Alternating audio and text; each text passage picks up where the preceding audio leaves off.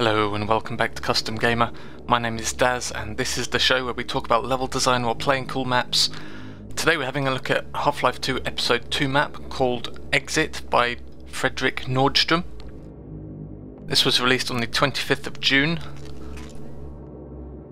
And it's interesting to look at because there's some good ideas but with just generally poor execution.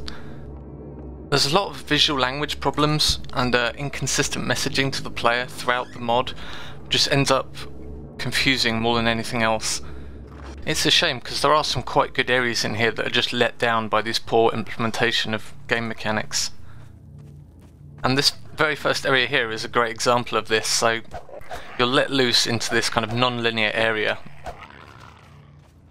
There's lots of buildings that you can look into and have a look around in. You can explore around the place, find some supplies.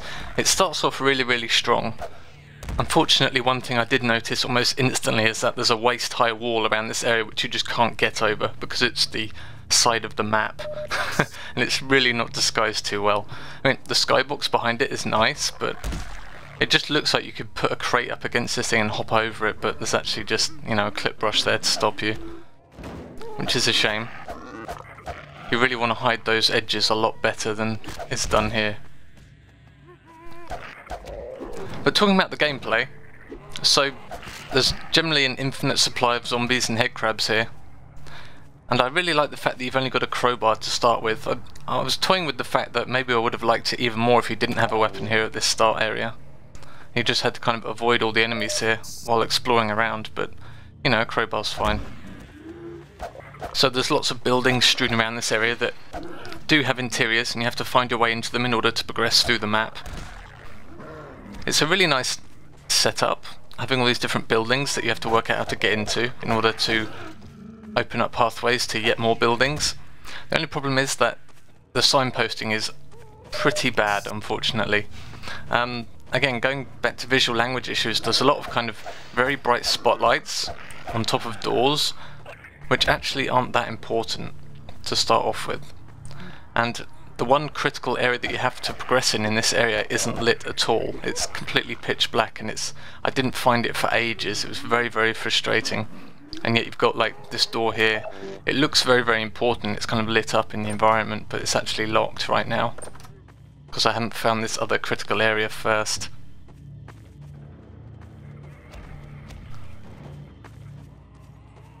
Again, there's more doors here which look important, but they're actually not. So I really like the ambience here. It's quite creepy, and the kind of the infinite supply of zombies keeps you on your toes a bit.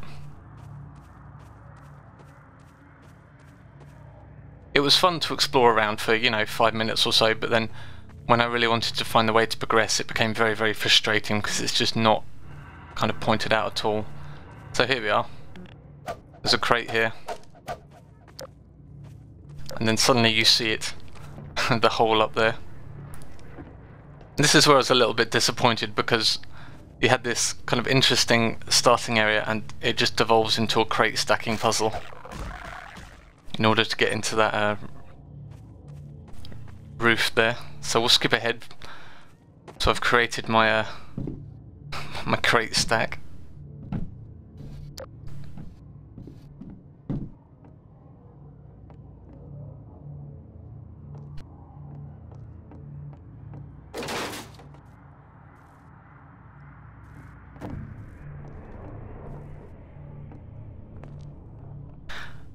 And here we come across our first major mechanic. So whenever you find these boxes with the keypad on, it unlocks a door in the map. Now this is consistent throughout the entire mod. The only problem is that there's no real kind of messaging as to what door the button opens. You could go around the whole map and check all the doors. Luckily it's this one right here, which is, it kind of works because it's the first door you see when you exit the building, which is kind of nice, but there's some other buttons later on when you press them you have absolutely no idea which door they will have opened. You have to go around checking all of them, which is a big shame. It's easily avoided, things like this. You can use, there's so many different mechanics you could use, like kind of wires, power lines, decals with arrows and things like that. There's lots of different ways you can do it. Unfortunately there's absolutely nothing in this mod. Causes a few problems. The other issue is that you have this kind of non-linear area which was just explored, and then whenever you solve these areas, the map goes into super linear mode, where there are literally corridors which are hundreds of meters long and you just walk down them and kill enemies. So if you can imagine a corridor like this but 5 times as long, and some of them feel very, very copy-pasty. For instance, there's a corridor later on where there's a zombie kind of every 1,000 units, and it just feels like a complete and total copy-paste. It's just a real shame.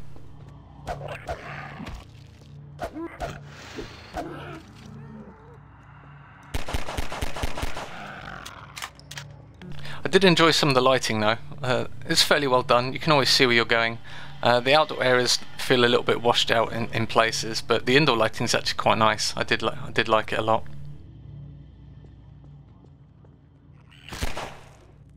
So we'll come back up into one of the buildings in the first area. We found ourselves another button, and again you have no idea what it does. And it's a shame this door won't open.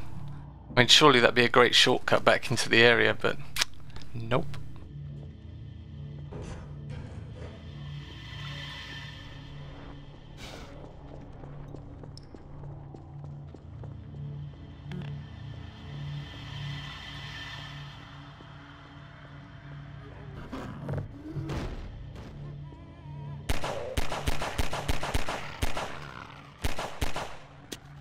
All these corridor areas feel very, very uninspired, unfortunately. There's really nothing to do in them. You turn a corner, there's a couple of zombies, and then you just walk to the end. They're actually quite dull.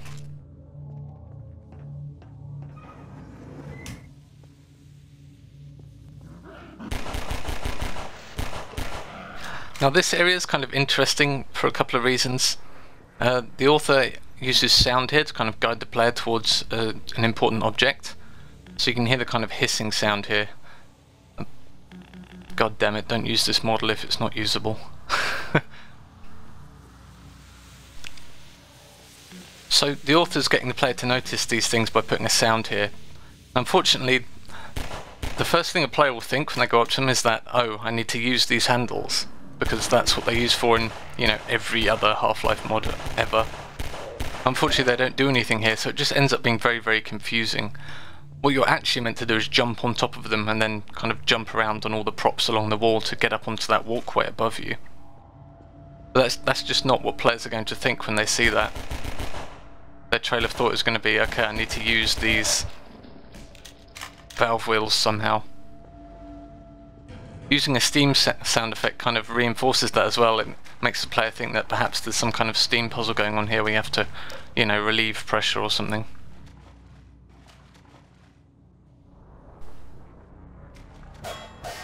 Can't quite break these. So we'll just skip ahead going back here. So you can see here there's kind of various props up against the wall that you can hop and jump onto.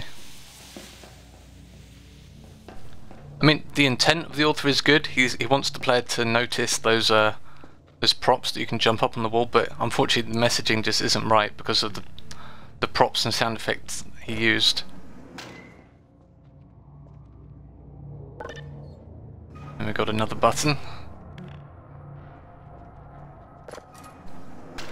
That button opens up the bars on that side there. Unfortunately, it doesn't open the bars on the other side of the water-filled area, which would have been really nice. If I went to check it, I cut out the footage because it's just boring, there's nothing there, but I went down to check if those bars had opened to perhaps have a secret or something, but unfortunately not.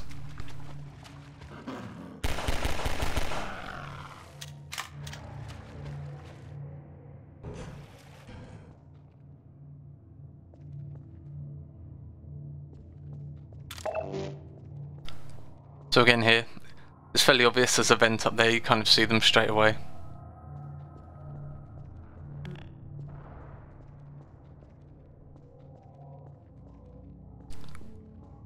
So now I'm looking for something to prop up against the wall to jump up in there.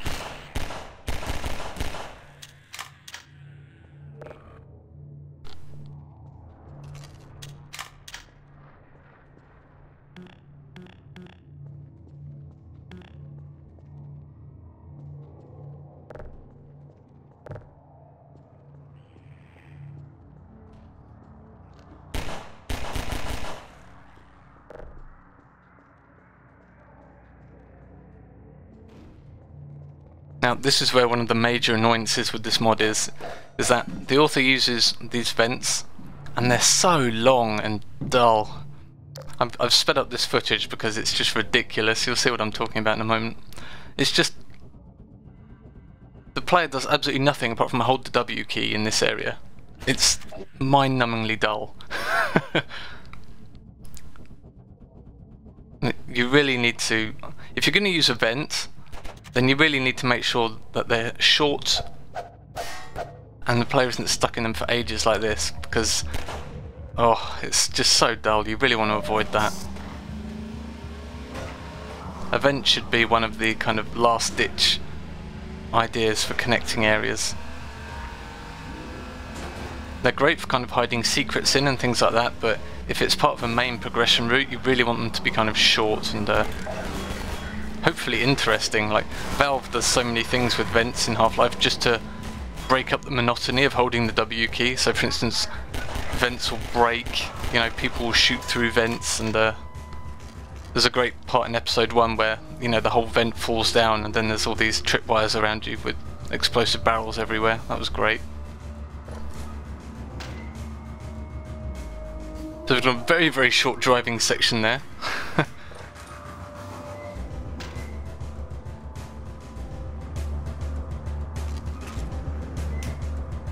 And there's so many different things in this mod, it does feel like it's, you know, 5 or 6 different maps just kind of cobbled together in the hope of creating a, you know, a full-length mod, but unfortunately the seams are very, very visible.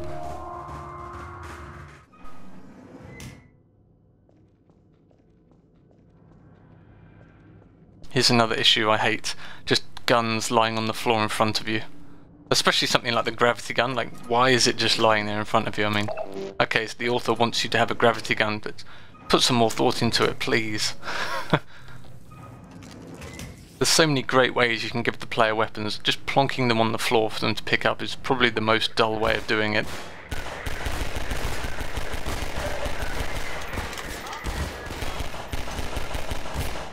So now we're fighting some cops. These guys are actually really, really nasty if there's enough of them. They're very, very accurate at kind of medium short range. If there's enough of them, I'd say they're actually more deadly than combined soldiers at kind of close range. Just because of the accuracy they have. They can really mess players up very quickly.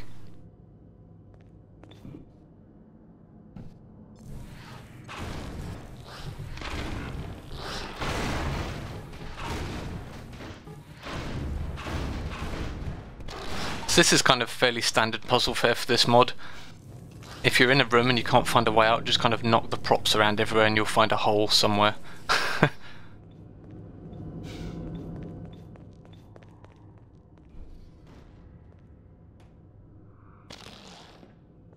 Again, we have just weapons lying in front of me for me to pick up.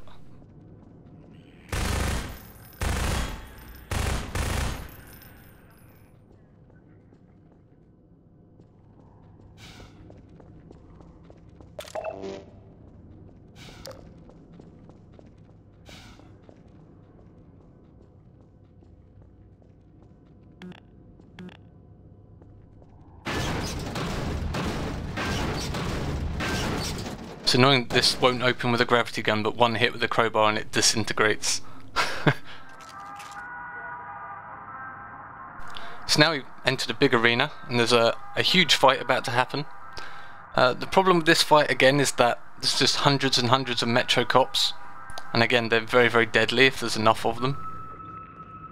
Unfortunately there is kind of health and energy kits around the side of the room, but the player's attention is instantly taken up with just the hundreds of Metro cops everywhere. You'll notice I'm almost dead already. So you never really have time to look around and see where the pickups are. The other problem is that the pickups are located behind where the Metro cops spawn from. So if you want to get to the health, you have to run directly at the Metro cops, which is basically instant death if you have no cover.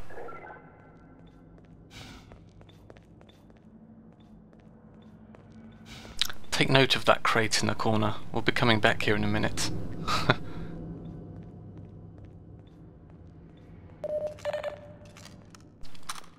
So yeah, there's some health and armor pickups on the side here.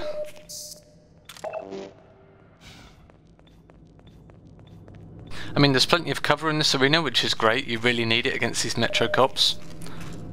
It's just the player has absolutely no time to kind of get used to the space before they're just assaulted with all these dudes. I always find that the best arenas are the ones where the player can explore a little first and kind of get used to where things are. And then you have more kind of tools in your kit as a level design to throw at them. If the player's more comfortable with the space, you can do more with it. Generally players will kind of retreat back to places they know if you just kind of throw a whole bunch of enemies at them. They won't actually run forwards into the space. Most of the time anyway. Some players are just crazy and they will give it a try, but for the most part people will retreat if they're unsure. So again, it's another stack of crate to jump on top of all the props. Unfortunately, the only crate in this entire map was at the other end of the room. Yeah. Now, the one thing I do like about this puzzle is that you have to use the same crate multiple times in order to jump up the entire thing, which is nice. It reminds me of the companion cube puzzle in Portal, where you have to use it to jump up all different walls and then carry it with you. So this puzzle is actually quite nice, I like it, but I just hated the fact that the only crate that you can pick up is at the very end of the room, and it took me ages to find. It was really annoying. Now you can jump up here. And I was thinking that you'd have to kind of jump around on all the ceiling beams here to reach the other side of the room. And I almost did that. Luckily, I looked around and found this tiny little vent in the corner. It's really well hidden, there's nothing kind of picking it out. Again, it's a case of most of these areas, it's not really clear what you're meant to be doing here. I think a lot of areas, at least the areas I like the most, are where the exit is fairly clear and kind of signposted to the player. It's just a case of how do I get there? Because then you give the player a goal, right, I need to get to that area and escape. Whereas in that room it's a case of, well, what the hell do I do now? The player is now confused and frustrated, which is not a good sign. You always want to make sure the player has a goal, even if it's just short term, like get out of this room.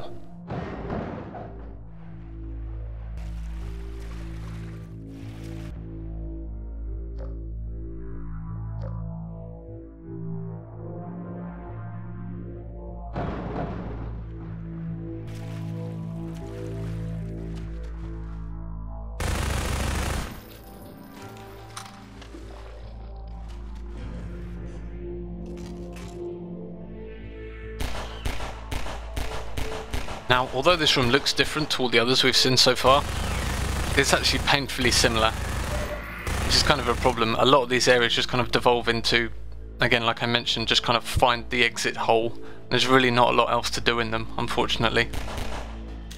And again, we have these common visual language problems of like valve wheels, which are completely unusable.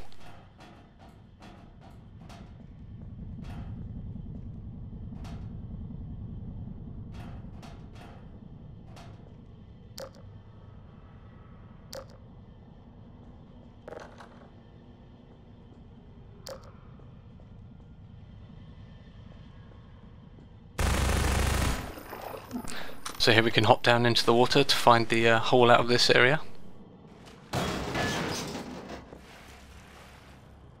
Now we're in another crawl space, and this is something I didn't like. So you notice you've got this giant crawl space up to the end there. Now I can't see anything at the end there. I'm guessing there's like some pickups or something, but it's such a long way, I just couldn't be bothered to crawl that far.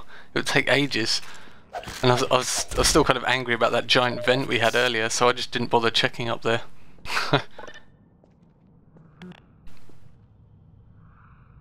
Now we've found another one of these buttons, so we already know there's a locked door at the top, so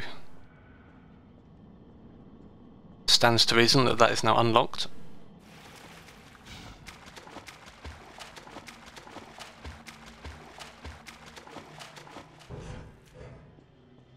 These kind of underground linear sections are definitely the worst part of the mod. It does kind of open up again a bit later on. And we can have a look at that in part 2, which will hopefully be coming up very, very soon. But yeah, these underground sections are fairly uninspired, unfortunately. Alright, I'll see you for part 2.